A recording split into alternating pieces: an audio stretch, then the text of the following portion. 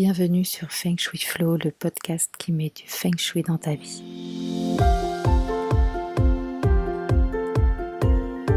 Mon nom est Aude Charot, je suis expert Feng Shui.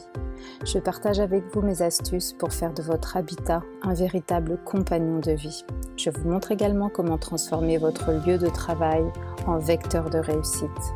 Chaque semaine, venez découvrir comment recevoir plus d'abondance, améliorer votre santé, booster votre chiffre d'affaires, trouver l'amour, bref, comment profiter de tous vos potentiels et de chaque opportunité grâce à l'usage de principes Feng Shui simples appliqués à votre maison ou à votre bureau.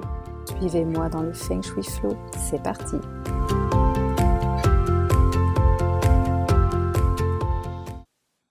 Hello hello, je suis ravie de vous retrouver pour ce 6e épisode et comme promis, je vais vous parler des trigrammes.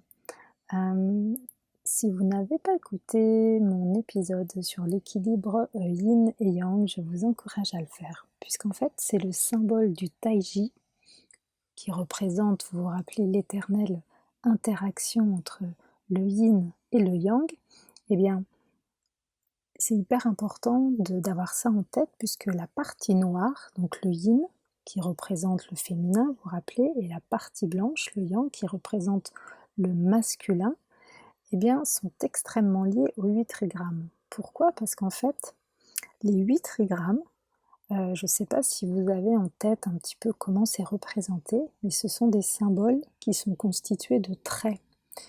Donc, vous avez le masculin, donc le yang, qui est représenté par une ligne continue, alors que le féminin, yin, est représenté par une ligne discontinue. On dit qu'ils ont été inventés par le roi Fuxi, le fondateur de la médecine chinoise. Il a quand même vécu en 4500 ans avant Jésus-Christ. Et en fait, il les a créés pour noter les observations qu'il faisait de la Terre et du ciel.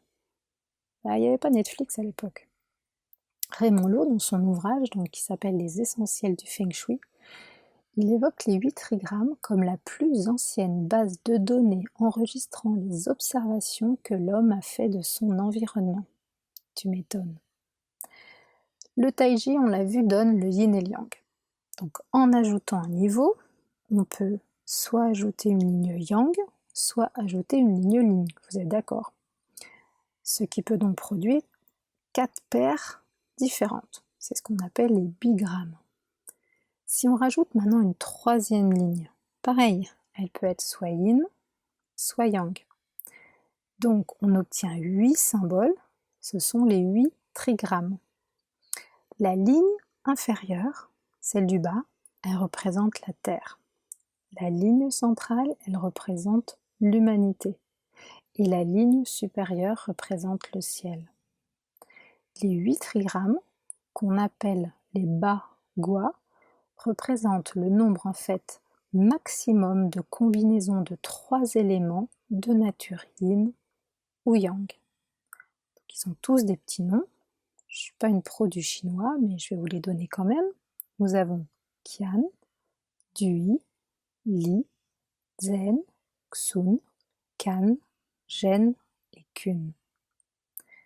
Est-ce que ça vous rappelle quelque chose ? Le code binaire informatique. Vous savez, ce code qui est utilisé aujourd'hui dans le monde technologique, c'est bien un système à 2 chiffres, dans lequel le bit peut prendre 2 valeurs, le 0 ou le 1. Et grâce en fait à ces 2 petits chiffres, on peut coder des représentations de tout, des lettres, des chiffres, des mots, des images, des systèmes bien plus complexes. Et je trouve ça hyper facile en fait de faire un parallèle avec le code yin-yang qui lui aussi en fait permet à travers les 8 trigrammes de décrire finalement l'état de toute chose. Et d'ailleurs, on retrouve bien le 8 dans le langage informatique. Un octet, c'est quoi ? C'est bien égal à 8 bits. Et d'ailleurs, on sait que Leibniz, donc l'inventeur du système binaire arithmétique, il a lu le I Ching, c'est le livre des changements. Et il a ainsi découvert les trigrammes, puis les hexagrammes. Et en fait, ça a confirmé sa théorie. Donc on ne dit pas qu'il a créé le système binaire grâce au I Ching, C'est juste que ça a confirmé sa théorie, c'est-à-dire que pour lui, il était possible de simplifier le monde, la vie, les situations en une série de symboles simples. Pour lui, en fait, tout avait été créé par Dieu, le 1, à partir de rien, le 0. Donc c'est assez rigolo, en fait, de voir comme ça que l'Orient et l'Occident peuvent se retrouver sur des concepts binaires, on va dire. Je vous parlais la dernière fois lors du carré le chou des deux configurations du bagua. On a l'arrangement du ciel antérieur et on a l'arrangement du ciel postérieur. Alors, l'arrangement du ciel antérieur, en fait, il n'est pas très utilisé en feng shui puisque il représente le monde idéal, la parfaite harmonie, l'équilibre ultime, il ne bouge plus. Il n'y a pas de mouvement, il n'y a pas d'interaction, la vie ne se transforme pas. Vous êtes d'accord que c'est pas la réalité, quoi. Le deuxième arrangement, lui, il suit les mouvements du yin et du yang, comme le monde vivant. Et donc, les trigrammes vont être placés, donc arrangés, c'est pour ça qu'on parle d'arrangement du ciel postérieur. Les trigrammes, ils vont être placés de telle sorte qu'ils reflètent le cycle des saisons. Donc, contrairement aux représentations occidentales, c'est le sud qui est placé en haut et le nord qui est placé en bas.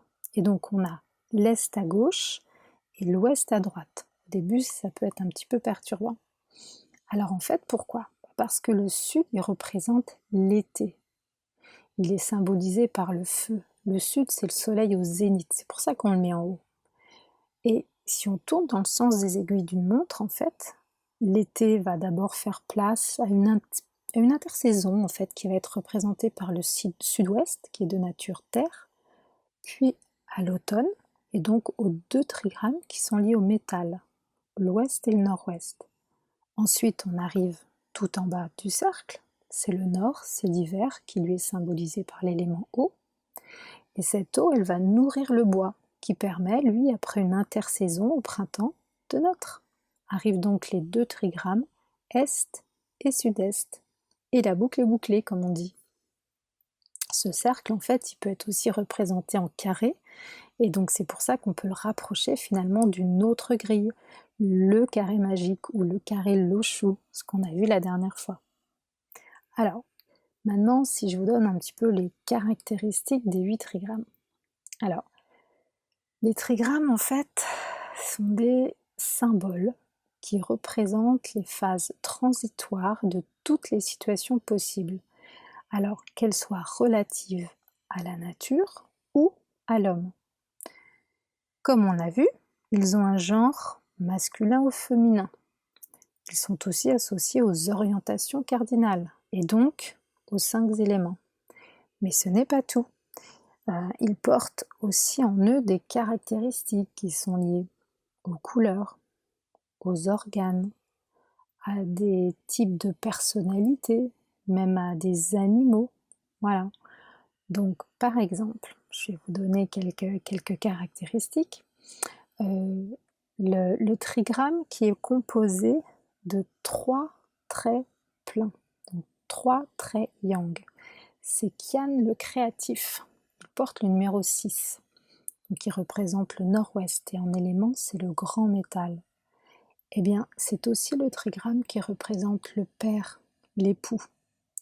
Donc, par exemple, vous voyez, moi, si je fais une expertise et que dans une maison, en fait, le père a du mal à prendre sa place, par exemple, ou qu'il y a des soucis de santé qui concernent plus le père, etc.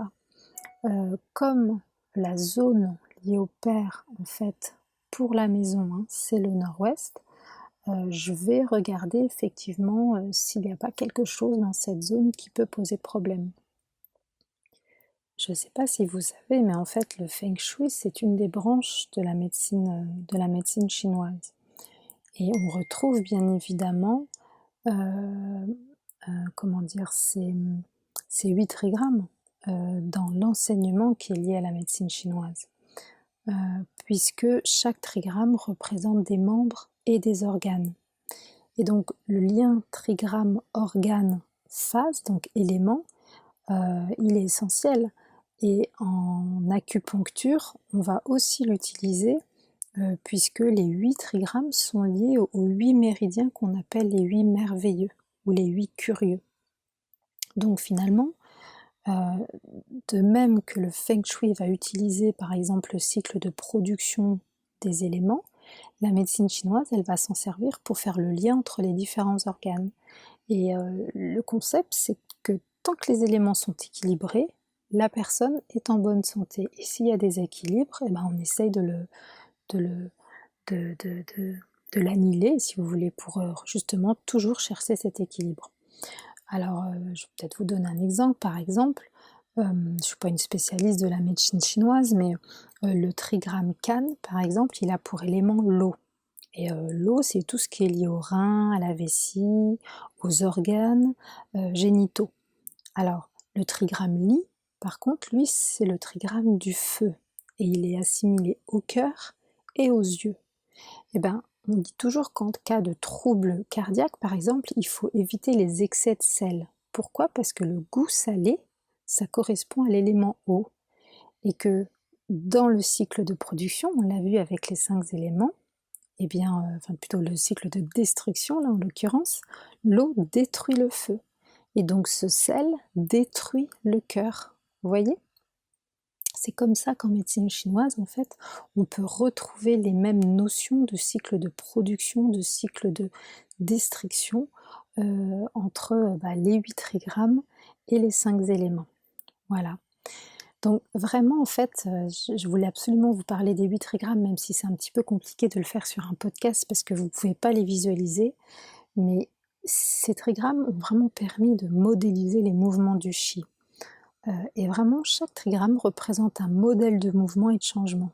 Et donc, voilà, ils ont des caractéristiques qui relèvent de l'étude de la nature, des saisons, de certains comportements humains, les goûts, les organes, les points cardinaux, des couleurs. Donc, poser le bagua en fait sur le plan d'une maison permet à l'expert Feng Shui de déterminer les caractéristiques des secteurs. Et c'est comme ça en fait qu'on définit les agencements, les couleurs et les matières appropriées à chaque secteur. Voilà. Donc j'espère que vous avez apprécié cet épisode, peut-être un petit peu plus technique que les autres, quoique. Et puis je vous dis rendez-vous à la semaine prochaine. Ciao! Merci pour votre écoute d'aujourd'hui. Pour aller plus loin, n'hésitez pas à lire les articles très détaillés que j'écris chaque semaine sur le blog de mon site fengshui-expert.fr. Pour ne rien rater des prochains épisodes, suivez-moi sur votre plateforme de podcast préférée ou sur mes réseaux sociaux. Vous me trouverez sous le nom Aude à la déco.